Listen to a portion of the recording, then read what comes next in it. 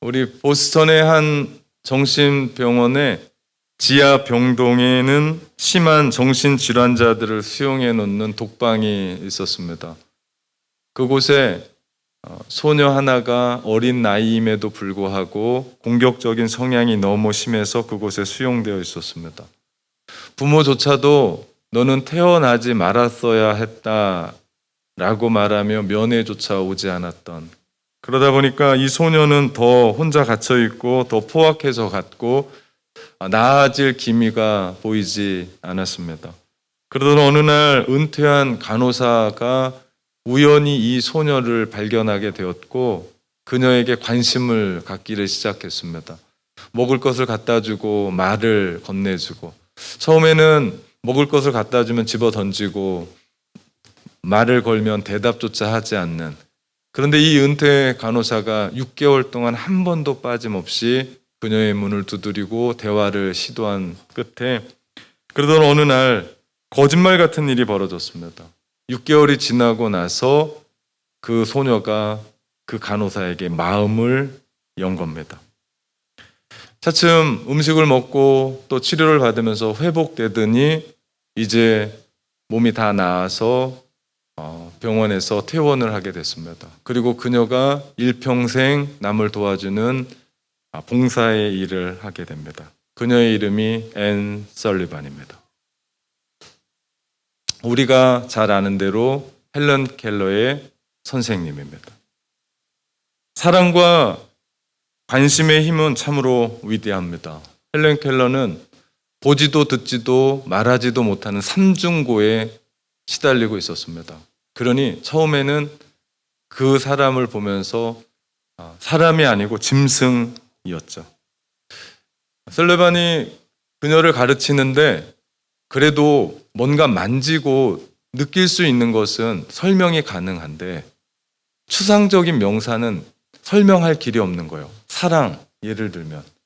이런 것은 설명할 길이 없는데 헬런 켈러가 자기가 사랑을 안다라고 앤 설리반에게 얘기를 하는 겁니다. 아니 어떻게 그 사랑을 아냐라고 얘기했더니 헬런 켈러가 이런 얘기를 하는 겁니다. 선생님이 우리 집에 처음 오셨을 때 저를 꼭 안아준 것, 그게 사랑입니다 라고 대답했습니다. 설리반 이전에도 헬런 켈러를 가르치려고 수많은 선생님들이 왔는데 얼마 못 가서 그녀를 보니까 안 되는 거예요. 두 손 다 들고 나가버리고 말았습니다. 떠났습니다. 그러나 설리반은 자신이 처음 본 순간 그 아이가 너무 측은해서 자기 같지 않았을까요? 그래서 그 아이를 안아주었던, 꼭 안아주었던, 여러분 잘 되기를 바라는 마음으로 누군가를 사랑할 때 그 사랑은 결국 기적을 낳습니다. 저는 이것이 우리 하나님 아버지의 마음이라고 생각합니다. 그래서 사랑을 받을 수도 없었던 우리에게 이 땅에 예수 그리스도 보내셔서 우리를 끌어안으셨죠. 죄 많은 우리, 도무지 어떻게 할 수 없는 우리, 예수 그리스도 우리 가운데 보내주셔서 우리를 끌어안으신 날, 그날이 크리스마스입니다. 오늘 본문의 시작은 이렇게 시작합니다. 1절 말씀해 보니까 예수께서 길을 가실 때에 날 때부터 맹인된 사람을 보신지라 말씀합니다. 예수님이 길을 가시는데 맹인이 앉아 있었고 분명히 구걸을 하고 있었을 겁니다. 그는 앞을 보지 못했던, 평생 앞을 보지 못했던 자로 누군가를 의지하거나 어떤 것을 의지하며 살아야만 했던, 그는 그 흔한 이름조차 성경에서 밝히고 있지 않는 것을 보면 그는 그 누구에게도 주목받지 못하고 관심 갖지 못했던 인물인 것을 봅니다. 그러나 오늘 예수님은 그 사람을 주목하십니다. 평생 그런 존재로 살아갔었던 길거리의 거린과 맹인과 같은 그 사람을 주님은 주목하시고 그에게 관심 가져주며 지금까지 살아왔었던 그 일평생에 그 마음이 얼마나 힘들었을까를 주님이 아느십니다. 예수님이 그 남자를 주목하자 제자들이 묻습니다. 2절에 라삐여, 이 사람이 맹인으로 난 것이 누구의 죄로 인함이니까? 자기이니까 그의 부모입니까? 라고 묻습니다. 당시에 장애를 가지고 태어난 사람들에 대한 혹은 그 집안에 대한 편견이 가득했습니다. 그 당시 시대상이 그랬습니다. 분명 그에게 혹은 그의 부모가 큰 죄를 지어서 그 가정에 장애인이 태어났다라고 생각했던 겁니다. 종종 사람들은 그런 생각을 합니다.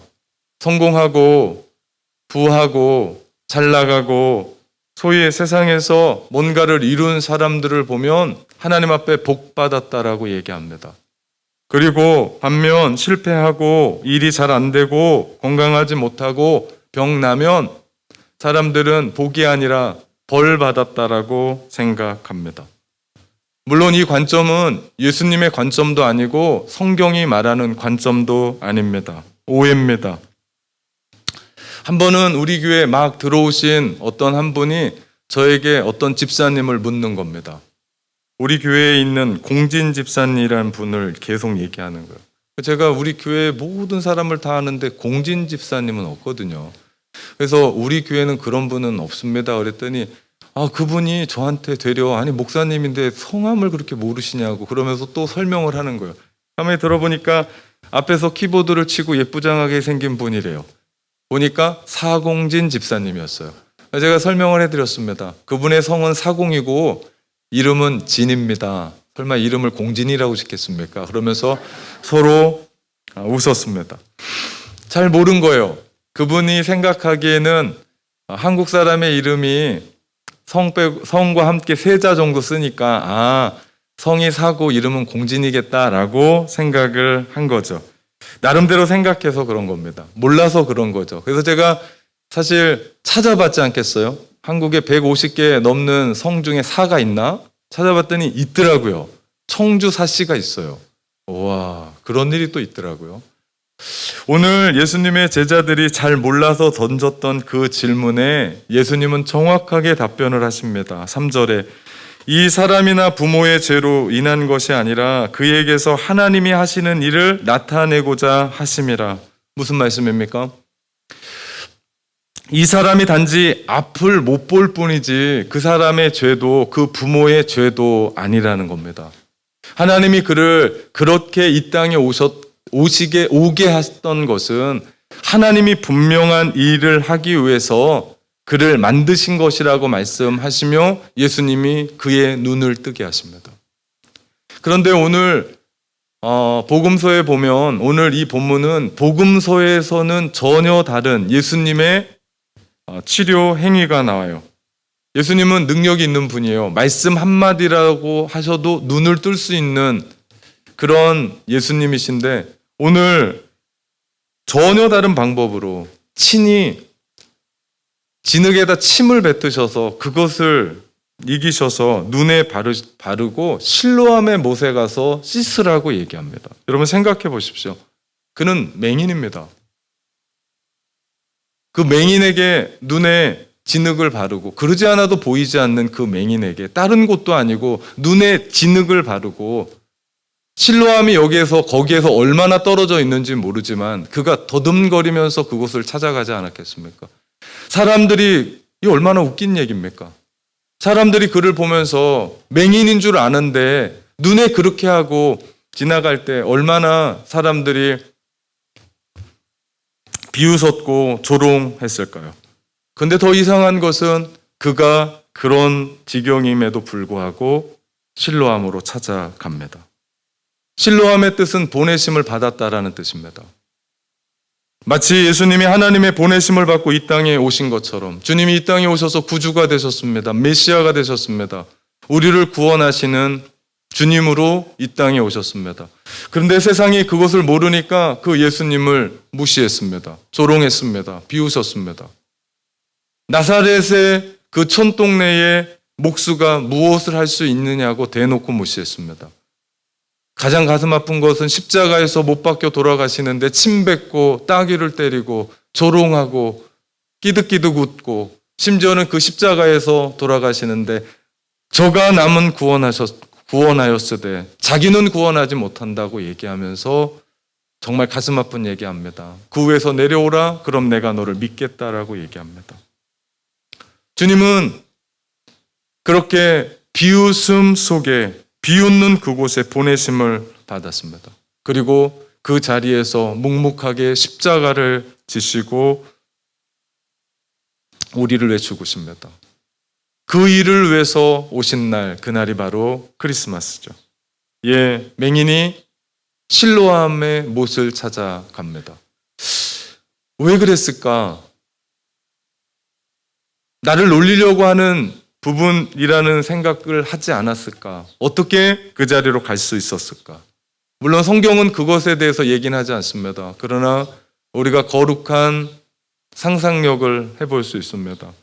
가족도 골칫덩어리라고 생각했고 가서 구걸이나 하라고 길거리에 내버려뒀던 그런 한 사람, 사람들이 무시했고 조롱했었던 그 한 사람을 주님이 주목하셨고 관심을 가지셨기 때문에 그가 실로암의 못에 갔을까요?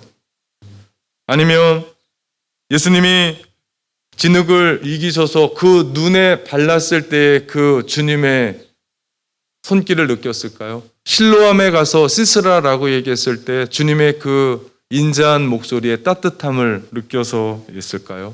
왜냐하면 앞을 보지 못하는 사람은 듣는 것과 촉각이 발달된다고 얘기합니다. 그것으로 본다라고 얘기합니다. 그래서 그가 그것을 느끼고 갔을까요?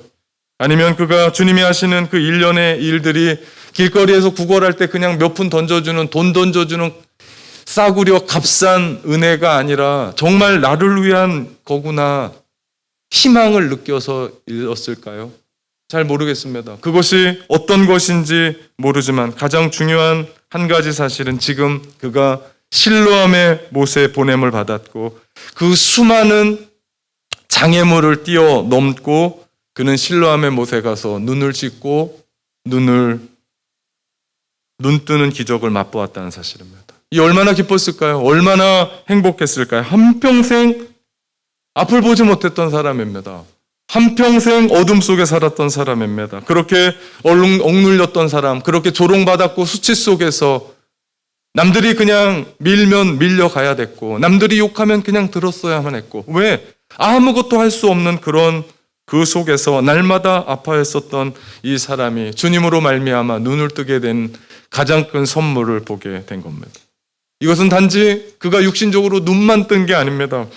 우리 오늘 본문 9장의 마지막 절에 보면 자기의 눈을 뜨게 하신 분이 예수 그리스도고 그 예수 그리스도가 하나님이시다는 것을 그가 알면서 그의 마음 가운데 있는 영혼까지도 무거운 짐들이 내려졌고 그분이 가장 비천한 나를 관심 가져주셨구나라는 것에 그는 그의 인생이 새롭게 회복되는 것을 볼 수 있습니다. 여기까지는 좋았습니다. 그런데 엉뚱한 곳에서 문제가 터졌습니다. 사람들이 얘기하는 겁니다. 그가 매일같이 길거리에서 구걸하던 맹인이 맞냐는 겁니다. 눈을 감았던 사람이 눈 뜨고 나니까 이 사람이 그런 것 같기도 하고 아닌 것 같기도 하고 사람들이 옥신각신하다가 이번에는 전혀 이상한 곳에 불똥이 튀겼습니다. 그것은 이 사람이 눈을 뜬 건 안식일에 이루어진 걸 보니까 이건 분명 하나님에게서 나온 것이 아니다라고 하는 충격적인 결론을 내립니다. 이 얼마나 황당합니까? 참 이상합니다. 한평생 앞을 보지 못하고 어둠 속에 살았었던 그 한 사람이 그것도 주님의 날이라고 하는 안식일에 눈을 떴으면 하나님 그 예배하는 그때에 눈을 떴으면 모두가 다 새 생명을 얻었고 축하하고 박수를 쳐줘야 될 텐데 그 안식일에 눈 떴다는 이유로 하나님에게서 온 게 아니라 마귀에게서 온 거라고 결론을 내린 겁니다. 그것도 그렇게 말하는 사람이 소위 거룩하다 얘기하고 경건하다고 얘기하고 하나님을 누구보다도 잘 알고 있다라고 이야기하고 연구하던 종교 지도자들이었습니다. 그들이 어떻게 하나님이 하시는 일을 보지 못했을까요? 그들이 어떻게 그들 눈앞에 있는 예수 그리스도가 하나님이라는 것을 보지 못했을까요? 생각해 보십시오. 맹인이었던 그 한 사람, 그는 이방인도 아닙니다. 같은 유대인입니다. 하나님의 자녀가 평생 암흑 속에 살다가 기적적으로 눈을 떴으면 새로운 희망을 찾았다고 할렐루야를 외치고 박수를 쳐주고 춤을 추어야 될 텐데 그 그들은 그렇게 하지 못하고 지금 저주를 퍼붓고 있는 겁니다. 하나님이 하는 일이 아니다라고 고개를 젓고 있는 겁니다. 이는 마치 예수님이 유대인의 왕으로 오셨다라고 이야기하는 그 이야기를 들었을 때 헤롯이 그의 가슴 속에 칼을 품고 베들레헴 근방의 2살 이하의 아이를 전부 다 죽여버렸던 일과 비슷하다고 생각합니다. 인정하고 싶지 않은 겁니다. 자신의 기득권을 지켜야 되는데, 자기의 밥그릇을 챙겨야 되는데 자꾸 방해되는 것이 나타나는 겁니다. 그러니까 세상 방법대로 아니다라고 우기고 죽이고 그것이 마귀가 하는 짓이다라고 치부하고 만 겁니다. 사실 바리새인들은 그 사람이 애초부터 맹인이었던 부분에 관심이 없었습니다. 그가 눈을 뜨고 못 뜨고는 관심이 없었습니다. 그러니 하나님의 자녀가 고통 속에 눈을 떴음에도 불구하고 그 의미가 무엇인지 상관없이 자기들의 기득권을 챙기고 자기들의 자리를 챙기려고 하는 욕심을 부리고 있었던 겁니다. 처음부터 그랬습니다.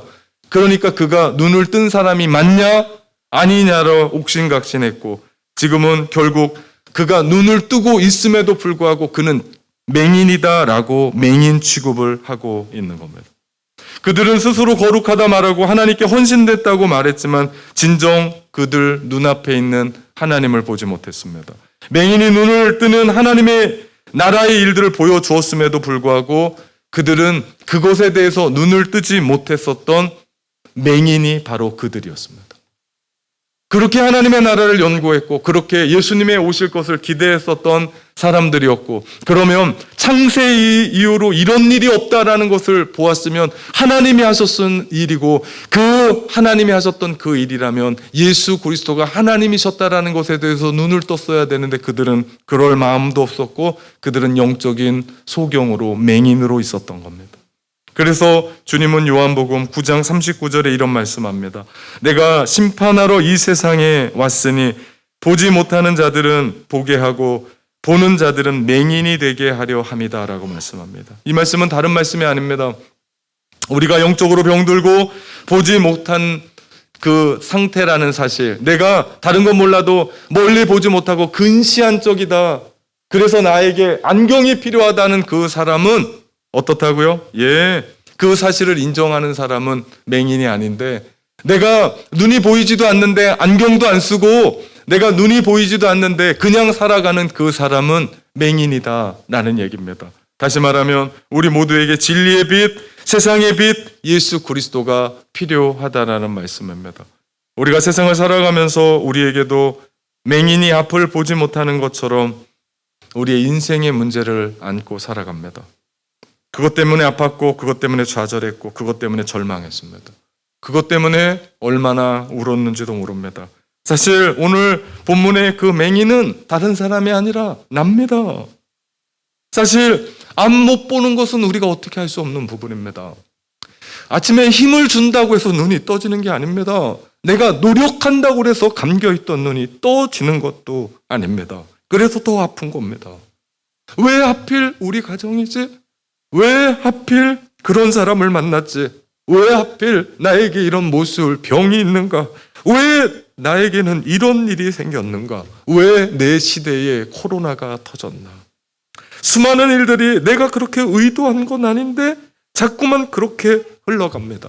나도 속상한데 더 속상한 건 나를 사랑하는 가족들도 이해하지 못하고, 전혀 모르는 사람들은 그것이 무엇인지 모르고 수군수군 거리는 것이 더 마음이 아픕니다.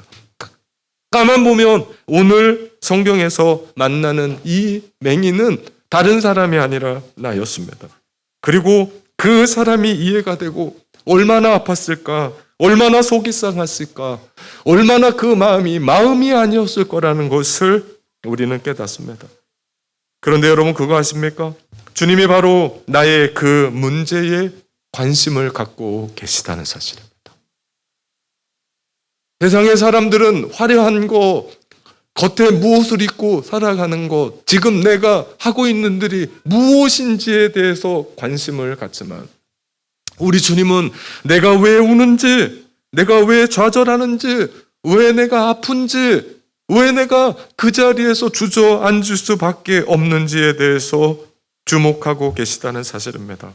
세상은 우리의 약함, 실패, 절망을 바꾸어 우리의 약점을 잡으려고 그러지만 우리 주님은 그것을 안타까워하시면서 주목하시고 관심을 가지십니다. 이유가 있습니다.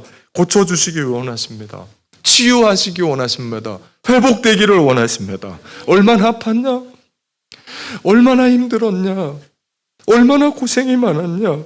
얼마나 피곤하냐? 말씀하시면서 따뜻한 위로의 손길로, 그 못자국 난 그 손길로 우리의 거친 마음, 그 상처난 마음을 만져주시는 분이 우리 주님이십니다. 그러면서 우리로 하여금 실로암의 못으로 갈 용기를 주십니다. 맹인이 실로암의 못으로 간 그 거리가 얼마 되는지 모르지만 용기가 필요했습니다. 사람들이 낄낄대고 웃고 남들이 놀려대고 지금까지 살아왔었던 수많은 일들에 넘어야 될 산들이 있을지 모릅니다. 주님은 우리를 치유하시기 위해서 우리 가운데 실로암의 못으로 가라고 하는 그런 용기를 우리 가운데 주십니다. 이제 일어나야 되고 보냄을 받은 자로 실로암에 가서 치유함을 받으라고 우리 주님께서 말씀합니다. 그렇습니다. 우리 인생의 위대한 기적은 하나님이 나 같은 비천한 사람에게도 관심을 갖고 계시다는 겁니다. 우리 인생의 위대한 기적은 그 하나님이 오늘 나의 마음을 보고 계시다는 사실입니다. 그 일을 위해서 주님이, 하나님이신 그분이 인간의 몸을 입고 이 땅에 오셨습니다. 그날이 크리스마스입니다. 우리를 살리시려고, 죄 속에서 죽을 수밖에 없고 그냥 놔두면 지옥 가서 죽을 수밖에 없는 우리 살리시려고, 죄의 문제를 해결하시려고, 우리와 영원히 함께 하시려고 아기의 모습으로 이 땅에 오셔서 하나님의 공생의 일들을 이루어 가시면서 그분의 십자가에서 물과 피를 다 쏟으시기까지 우리를 위해 죽으셨습니다. 그러면서 그 후에서 우리 가운데 얘기합니다. 내가 너희를 사랑한다. 내가 너희를 사랑한다.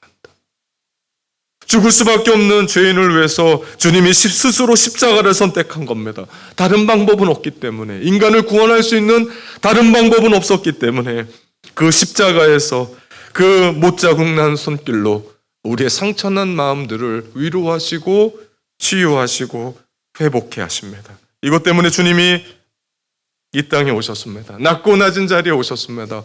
아무리 가난한 가정에 아이가 태어나도 따뜻한 온돌, 중요한 그 자리에 내놓습니다. 우리 예수님이 이 땅에 오셨는데 빈 방 하나가 없었습니다. 초라했던 그 여관방에 빈 방 하나가 없었습니다. 그래서 동물들이 들어가 있는 마구간에 예수님이 누일 자리가 없었습니다. 그래서 동물들이나 먹는 그 구유 안에 예수님은 가난한 자 중에 더 가난한 자로 이 땅에 오셔서 모든 사람을 품었습니다. 가난한 자들, 병든 자들, 소외된 자들, 그 당시에 죄인의 대명사라고 얘기했던 세리들, 창녀들, 그 모든 사람들 품으셨습니다. 세상에서 소외된 자들을 그분의 가슴에 품고 우리의 진정한 친구가 되셨습니다. 이것 때문에 주님이 오셨습니다.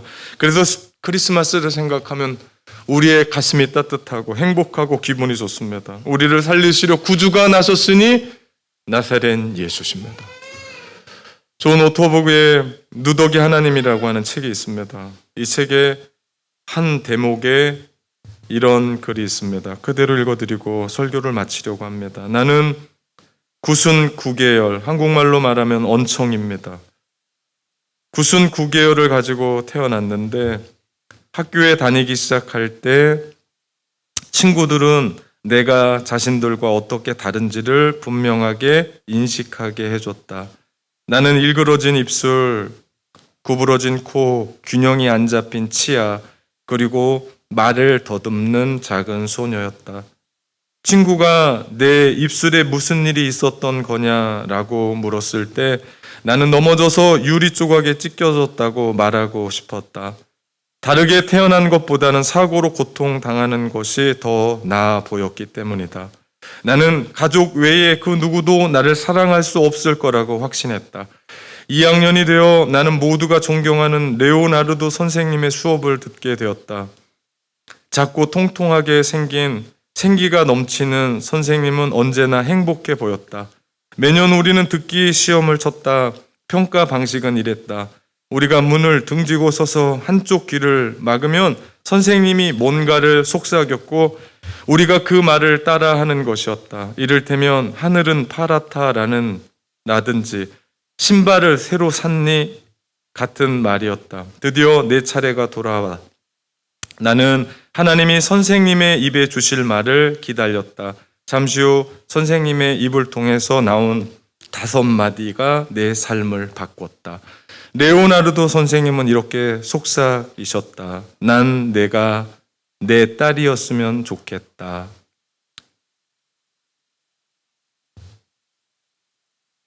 하나님은 우리 각각 한 사람 한 사람을 선택하시고 사랑하신다. 그리고 십자가 위에서 속삭이신다.